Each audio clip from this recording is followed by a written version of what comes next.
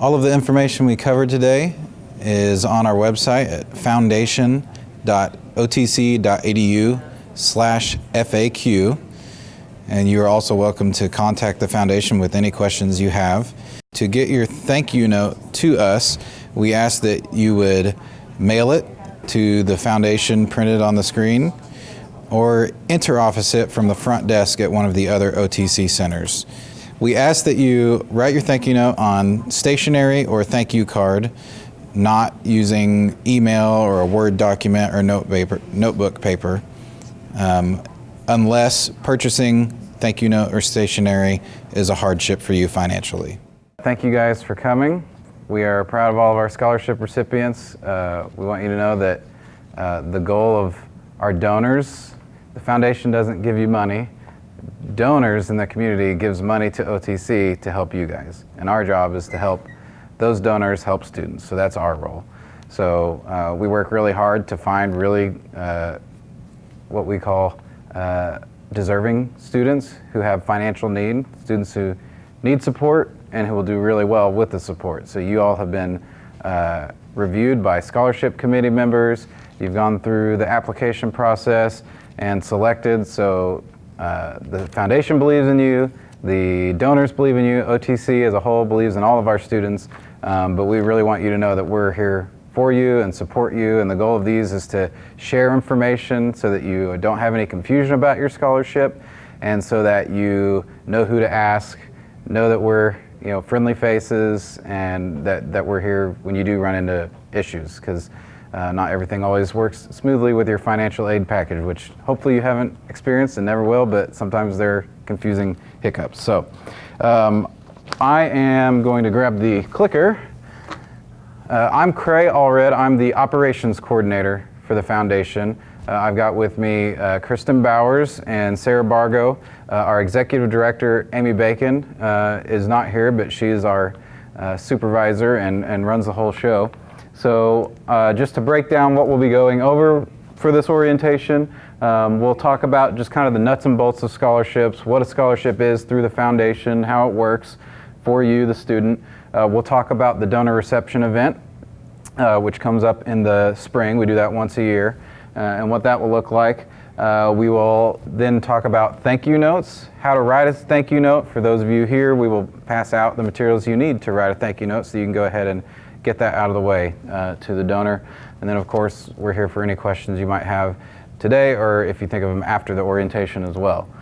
So the types of scholarships at OTC, there are kind of three big different types. We wish it was simple for a student where you could just say, I got a scholarship, and they all work the same way, but they don't always. And some of you might have different types of scholarships.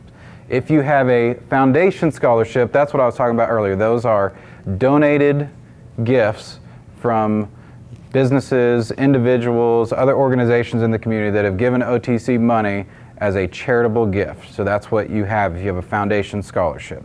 And that's us, that's what we're here for.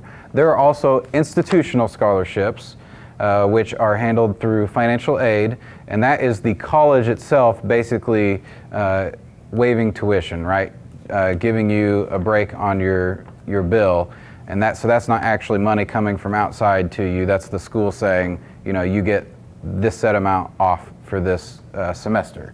The deadlines for foundation scholarships and institutional scholarships are the same from semester to semester. We try to make that simple. There are two different scholarships, so it's possible that some of you may have only applied for a foundation scholarship and didn't even know there was institutional. We hear that a lot, or vice versa, but we would encourage you to apply for both. We just have one application for all of our scholarships, and then the financial aid side has their own application for theirs. So you do have to apply at both places to be eligible for both types of scholarships.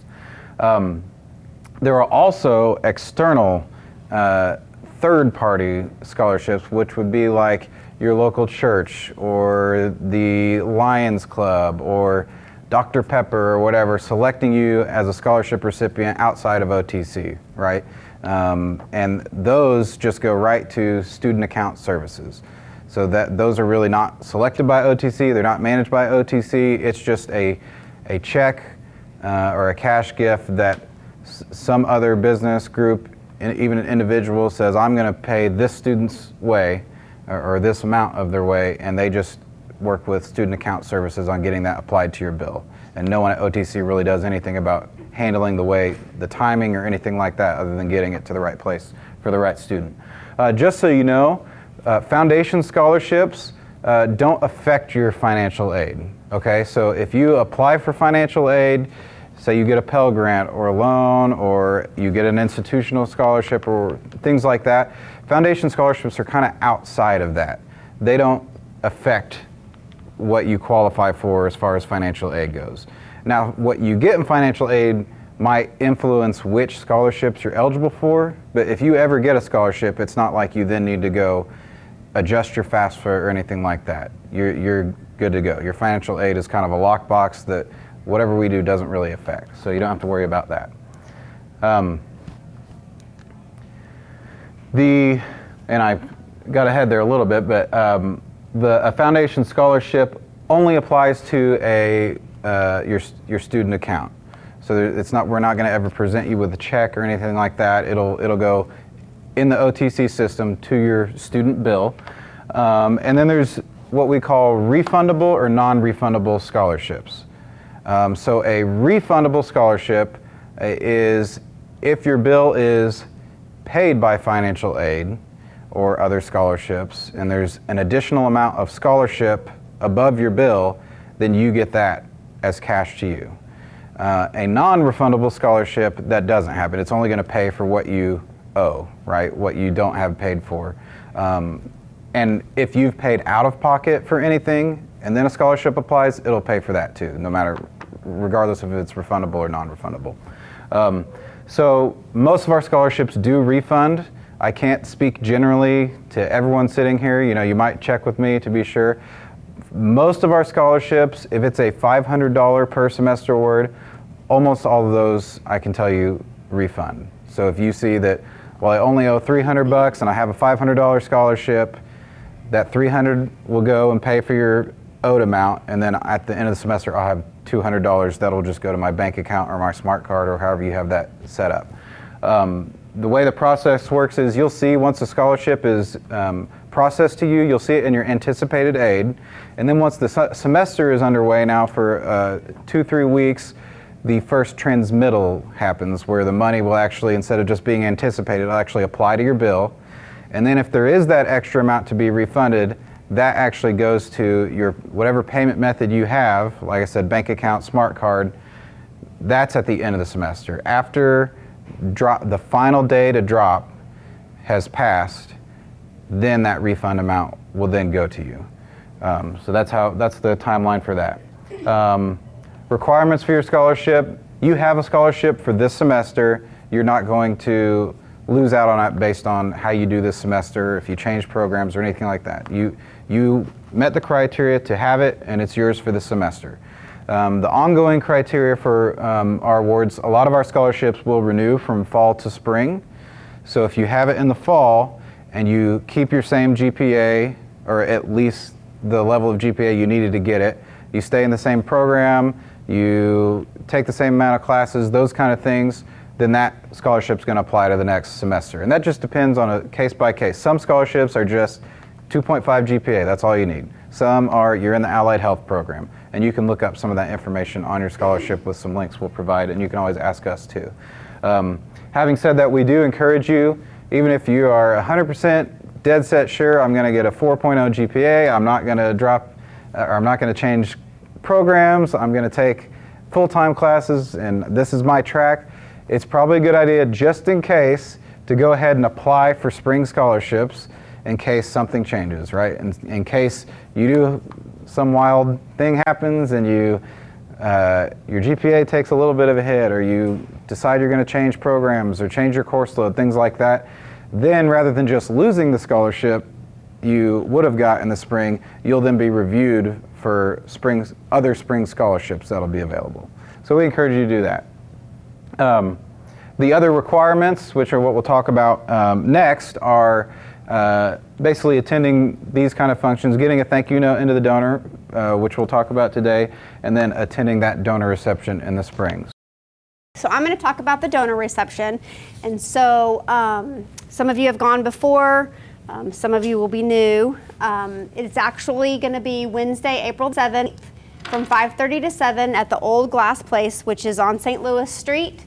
It is basically your opportunity to meet the donor or the representative of that scholarship. Kind of what will happen is you will get a physical invitation in the mail, kind of with some housekeeping tips on what to expect, how to dress, how to greet the donor, just very general rules of thumb. Kind of what happens the day of the event, you will walk in, there'll be a check-in table, check in, get your name tag. On your name tag, there will be a time for you to take your photo with your donor or the representative. You will find your assigned table. At that table, you'll have a table liaison, which could be OTC faculty, staff, administrator.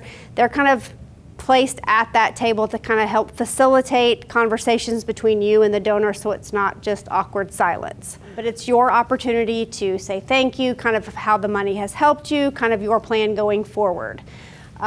We do have heavy hors d'oeuvres available. We just ask that you dress in business attire. It's a fast event, but it's a really fun event. Let's see. We will make announcements, so just be mindful that over the loudspeaker we'll be calling scholarships by name so you won't miss out on your photo. Hi everyone, I am Sarah Bargo, and so I'm going to chat with you guys a little bit about one of the other requirements, and that is your thank you note. So in addition to the donor reception, you will have another opportunity to thank your donor for the scholarship that you were awarded, and that is via a thank you note. One of the reasons that we ask our recipients to do this is because our donors are very invested in your success. So they want to hear from you, they want to hear how this scholarship is helping you achieve your goals, and the more positivity that they get from you guys about how this has helped you, the more likely that they are to again want to donate to future OTC students. So we want to keep that going. So you'll have to include some information in there that will be helpful to your donor. Specifically, you want to greet them, usually either by the name of the donor, or sometimes if there's a deceased donor, if there is a trust involved, then we'll want to finesse the wording of that, and we can help you with that. You'll want to basically just give a few sentences explaining how this scholarship is helping you achieve your goals. Obviously, you want to thank them, but just let them know a little bit about you and what you plan to achieve, and how their contribution to your education is helping you. And then, of course, you will want to close it out using your first and last name. You don't have to give any other student identifying information, but first and last name is always good. One thing I didn't mention earlier is that you will be required to do this each semester. So if your scholarship is one that renews in the spring, you will still have to write a thank you card in the spring, because those are considered two separate gifts for which we will want to thank the donor for.